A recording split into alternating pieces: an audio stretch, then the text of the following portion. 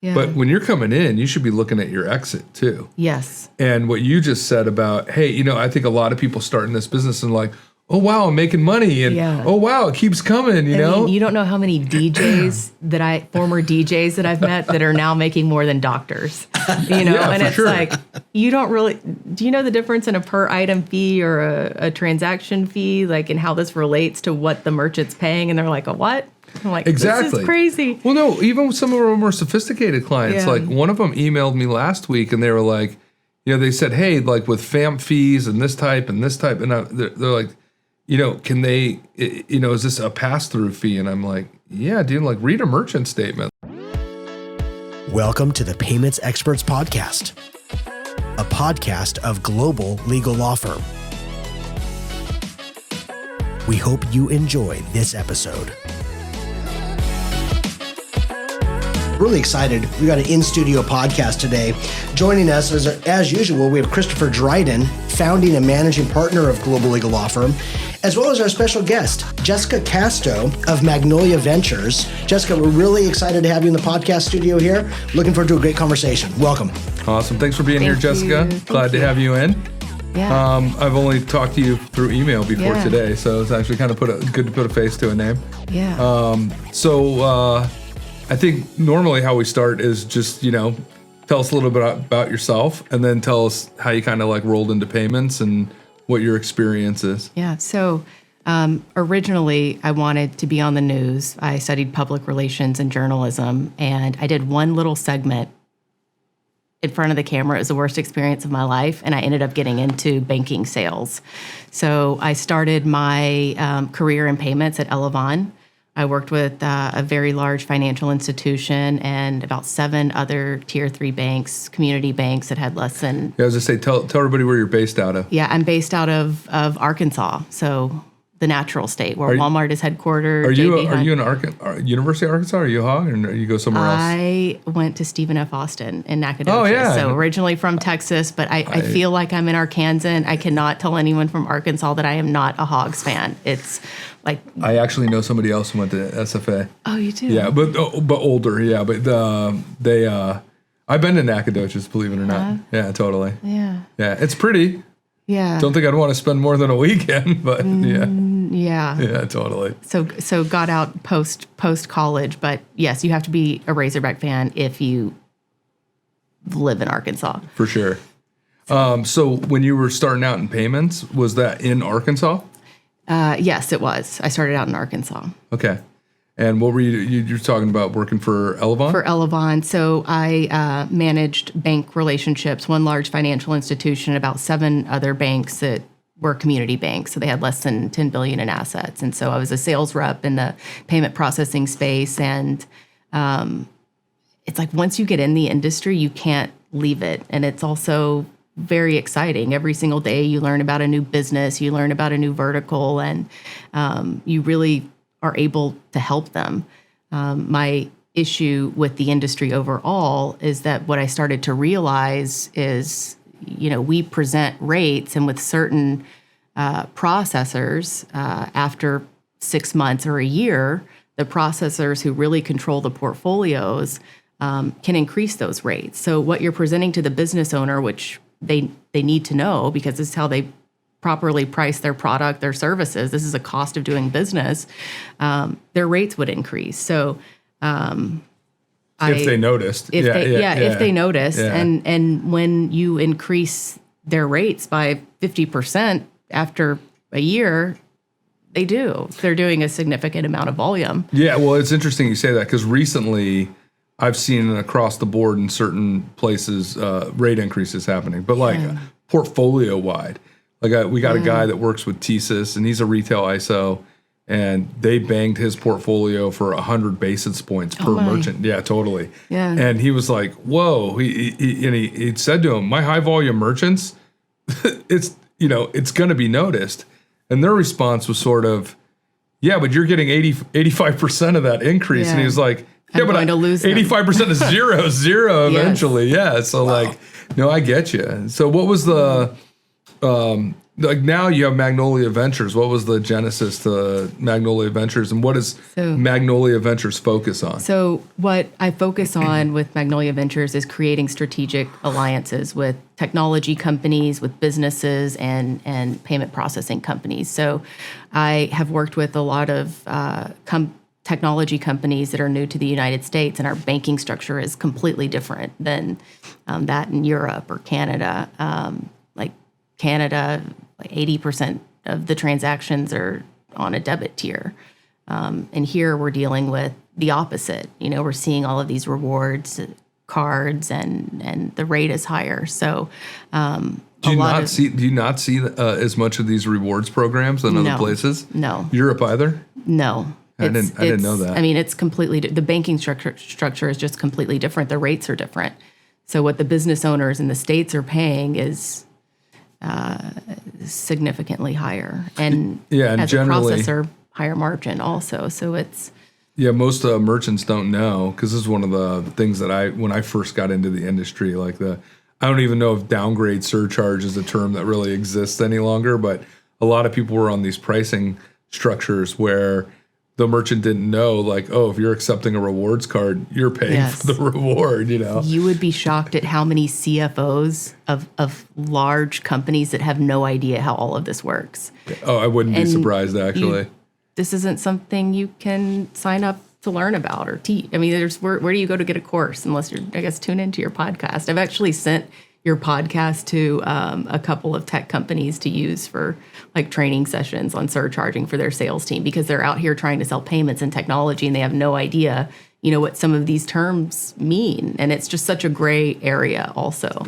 Well, that's the whole thing is for us, I tell people, what limited amount of technology I really know and understand is based on payments and kind of how it's just sort of been the natural progression with everything. I mean, it's, I'll say it again, Alan Kopelman, if you're not selling software, you're dead. And in this industry, everything's driven by software or some sort of integrated product. And, even to the point where I've seen, now it's the people that had the forward thinking were the ones that looked at technology and said, oh, I need to be a gateway provider. Yeah. Oh, I need to do this. Oh, I need to do that. And they sort of saw ahead of time.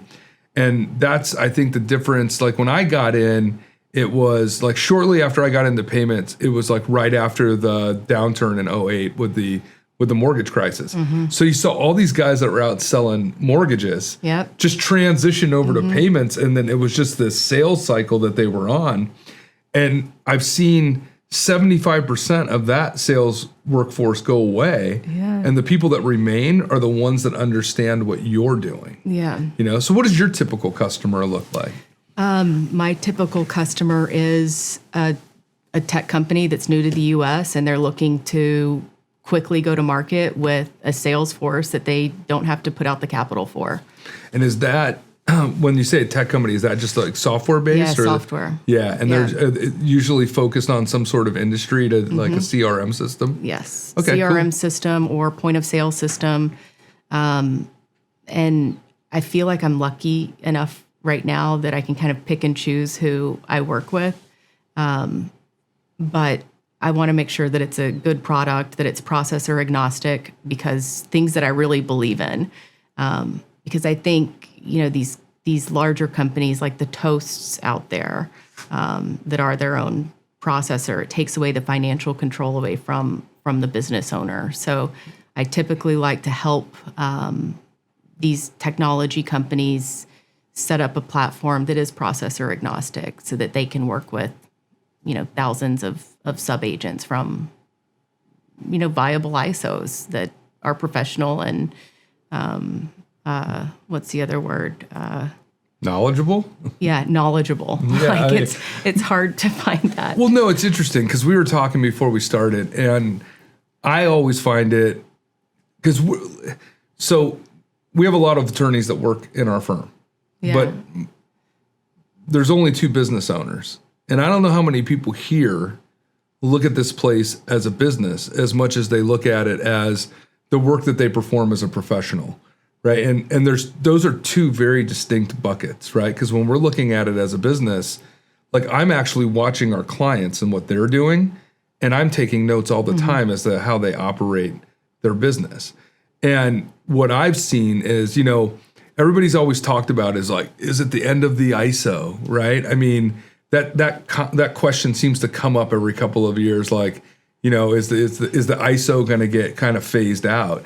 And then what you just said about the idea of there being all these agents out there that can like competently sell. Yeah. I think that's so important.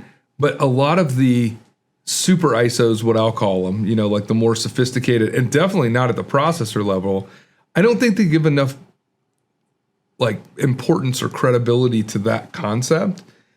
But then I've seen others that look at the agent base and go, oh no, this is my vehicle. And then they're out there with platforms of, here's the 50 technology companies that we have relationships with. You don't have to manage the relationship, we do. Yeah. You just got to go sell it, you know?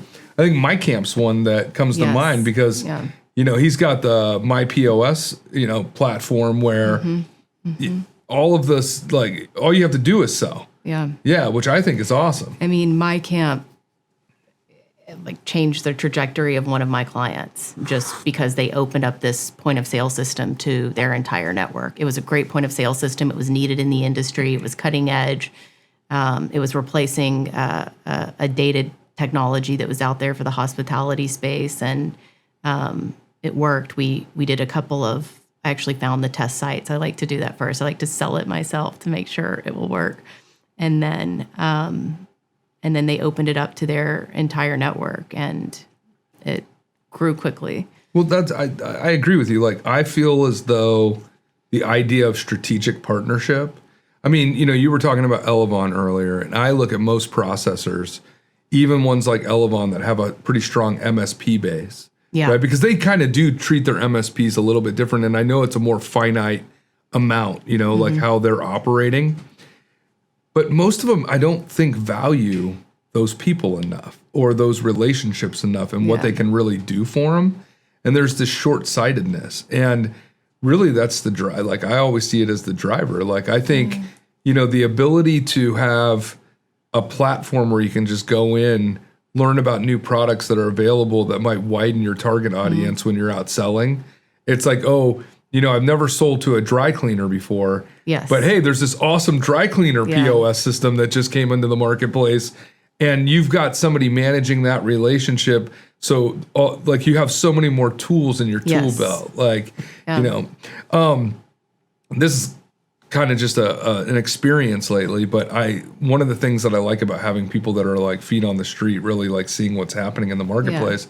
A lot of what I glean, at least directly from clients, is usually at conferences and whatnot. The podcast is great for us because, like, I actually get to learn. But most of my other learning happens like through reviewing contracts and seeing kind of what's happening out there. One of the things that I've seen recently is that you've got all of these, they call themselves payment processors. I have a tendency to believe that they're PayFacs or, just somebody like a merchant of record of some sort, but or maybe they are registered somewhere, but they're doing integrations with POS companies where it's just here, the POS company, we're going to integrate to this software system. Now your restaurant can have this particular plugin that'll create a communication link between the register and the kitchen and blah blah blah. But and then they're controlling the processing. But when they actually have given us the contracts, they've used it as this idea of, here, we're going to open up a master account for you. You're going to open up all these sub accounts for your users, but they shift the risk of liability for regular things that an agent or a POS company wouldn't be responsible for, or a reseller wouldn't be responsible for. Like, and they're doing it by saying, here, you're going to sell our product and you're going to be a reseller. We're going to bill you, you're going to pay us, but you're responsible for everything the merchant does in our environment. And if there's a problem with our environment, your merchant can't come after us. Like, and I'm seeing it on paper, and I'm watching like a liability shift. Wow, that's scary because the technology company controls all of the back end development that deals with.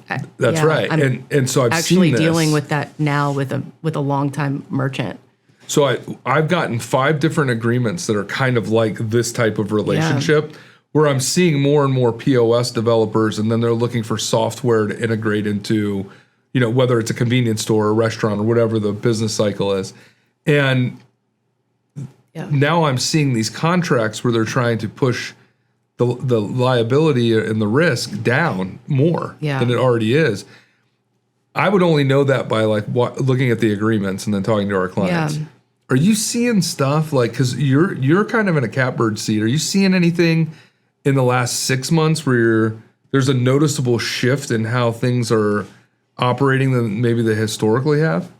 I would say really in the cash discount and surcharge place, a lot of the technology companies are wanting to implement an additional SaaS fee to cover any, I guess, lost revenue. If they're not getting the payment processing, they're wanting to add additional SaaS. They know how much a processor is getting with the markup over interchange on a dual pricing or cash discount account.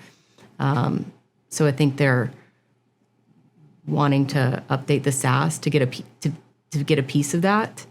Other than that, no, I would say just in that specific line item, and we're seeing it on tickets even. And a lot of times the technology companies they really need to meet with you because they don't understand that, we can't discount on tax ever. Actually, we were talking about that before we came on. There's the new bill that's coming out where they want to address the removing tax from interchange. I mean, that was even in Illinois' change to their law of not assessing interchange to freight charges or anything that's taxable. But I'm looking at the technology companies, and there's all these changes coming to the marketplace where I'm not sure, and this is probably conceptually I understand technology, but not granularly. If I design my software one way, how easy is it for me to pivot and actually redesign or put something into it that would address something like surcharge or cash discount? I've recently, in talking to one of our clients, they push cash discount and surcharge, but for some of the providers that they're hooked in with, they don't have a compliant cash discount or surcharge program, or they can't do it for whatever reason. I'm not sure. I try not to ask too many questions, but they literally will go to one particular provider because their ability to accommodate cash discount and surcharge for certain business types, it's different. Are you seeing anything like that? No. I'm not. How much conversation do you have with your tech partners about this particular subject matter? Not enough. Yeah. I could see, because this is kind of like a real differentiator with a lot of merchants. Yeah, I mean, we really don't address it until it's an issue.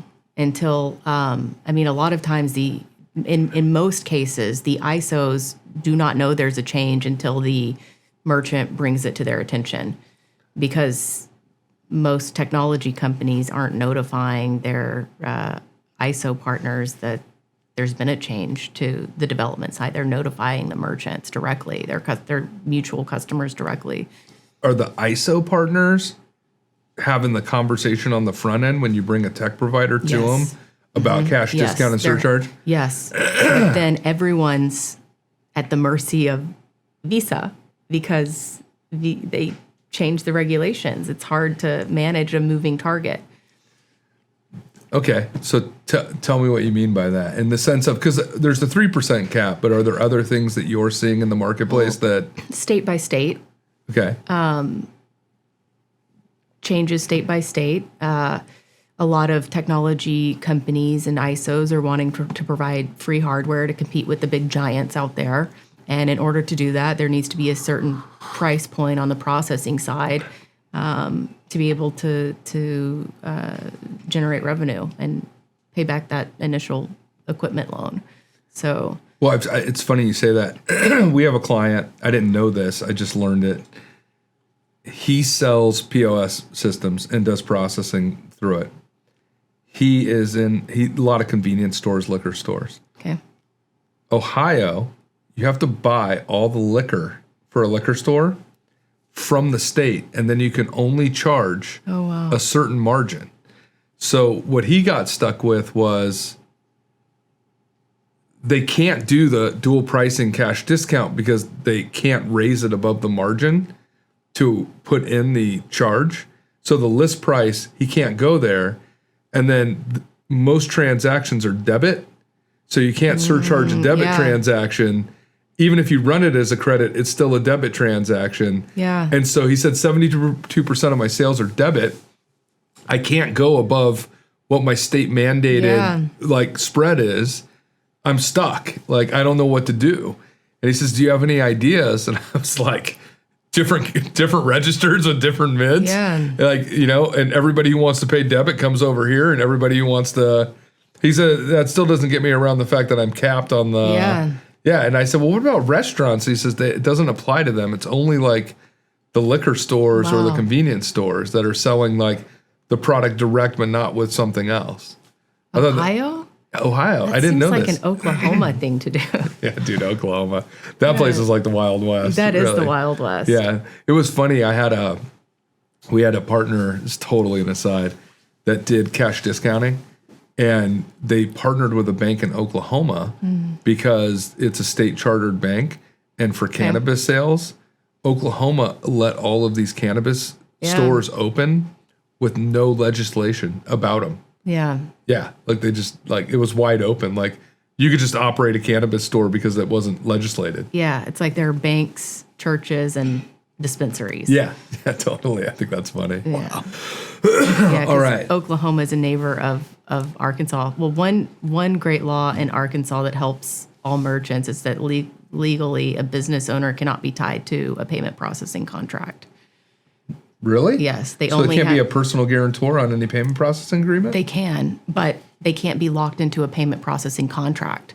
They only have to pay whatever the monthly minimum is listed on that original agreement, no more than $50.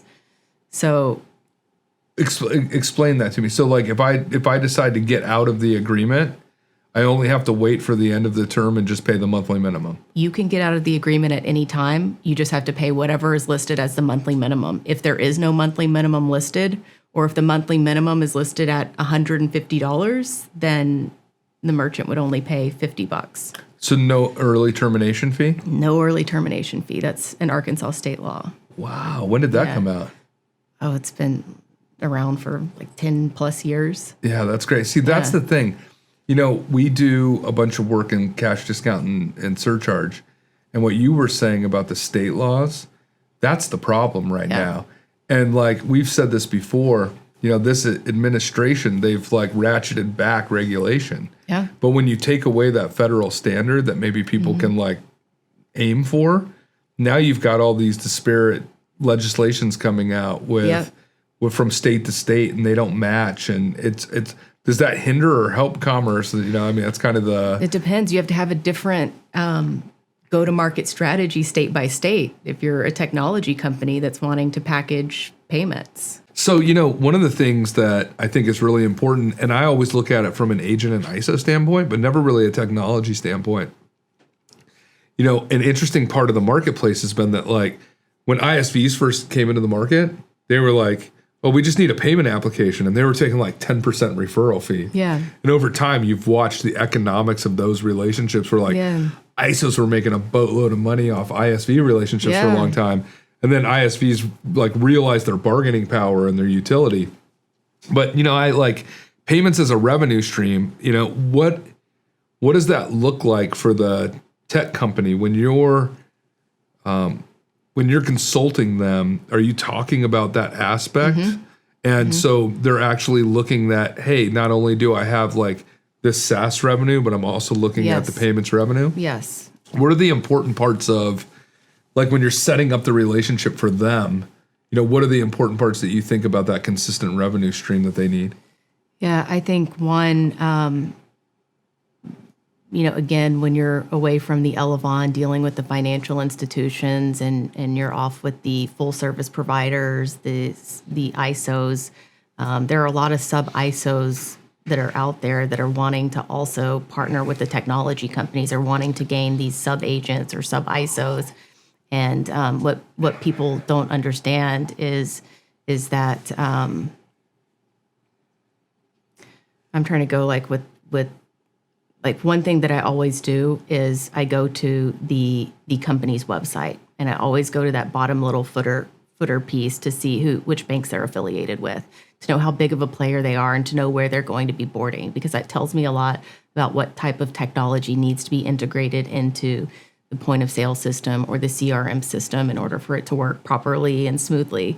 And then also I'll collect multiple Schedule A's, and I usually present 3 to 5 to the technology company so that they get an idea of, what will bear in the U.S. market and what is competitive.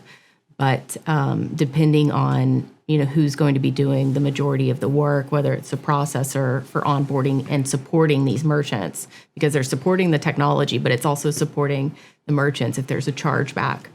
So who takes the responsibility there will also depend on how that revenue share is structured. But we're seeing much higher for referral partners. I had a large payroll company for a while that was referring business to a payments company that I was part of.